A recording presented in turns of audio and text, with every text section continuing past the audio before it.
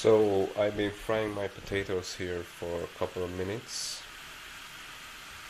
and as you can see, the oil is not bubbling as much as before, or rather it's bubbling a lot, but it's smaller bubbles, and the steam is much less. And I think our potatoes are going to be ready here in a couple of minutes. They have lost volume. It feels like there are less potatoes in the oil, and it's simply because the water has disappeared from them.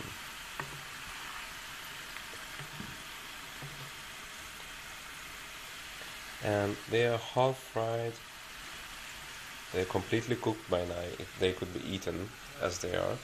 But what we want now is that nice crunchy skin and the color. Nice deep fried color.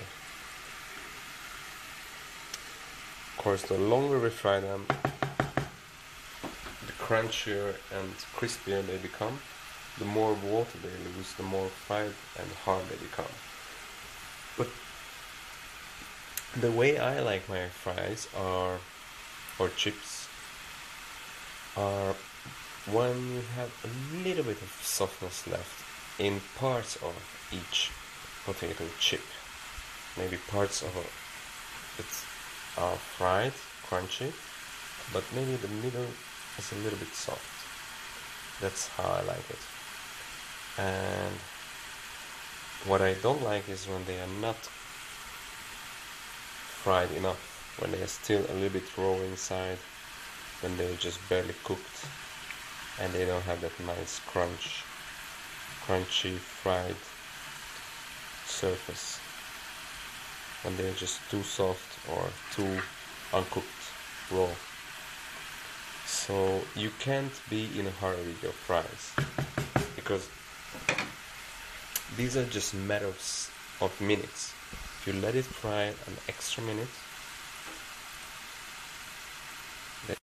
Here's another piece of equipment that we're gonna need to fish up the chips from the oil.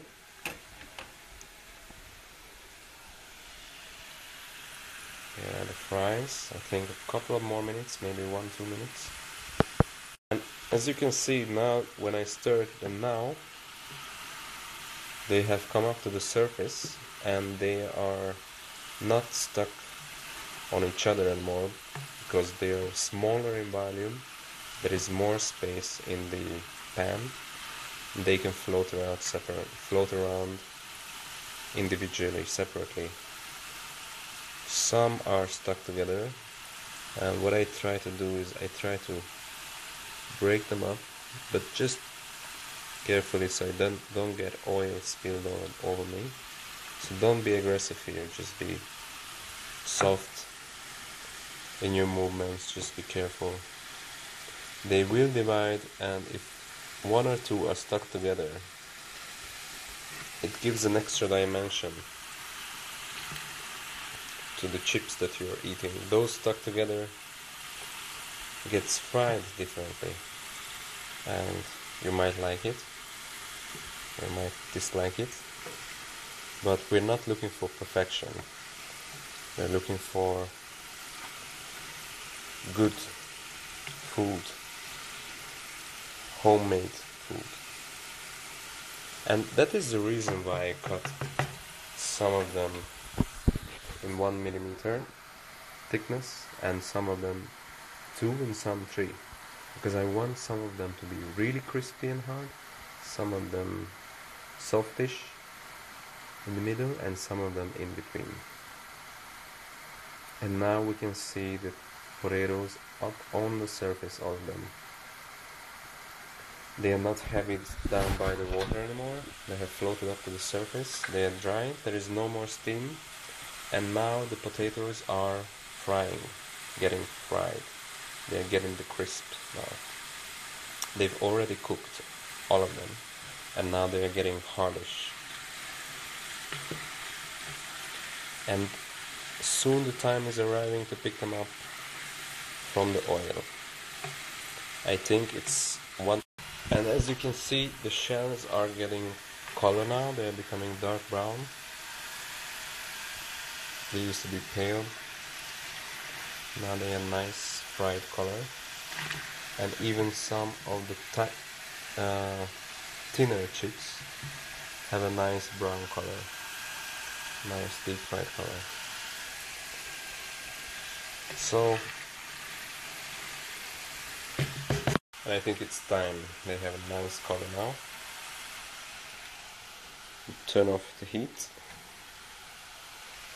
Pull it away from the stove very carefully and gently, so we don't have colors. Place it close to this, and we start pushing them up.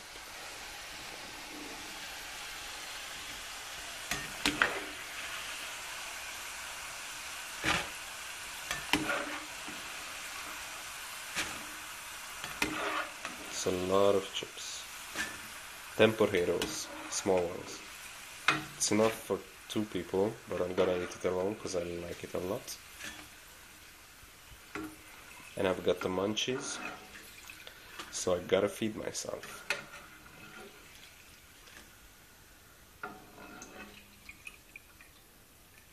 What we do is we leave one in the oil, so the oil doesn't burn. We leave the oil there. And we bring the salt on. I like my chips salty. This is how we mix it up. Salt it again. Shake it gently.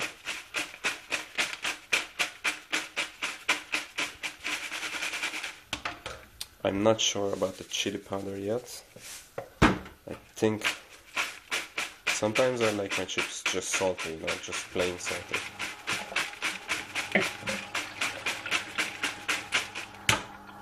And a little bit more salt. There we go.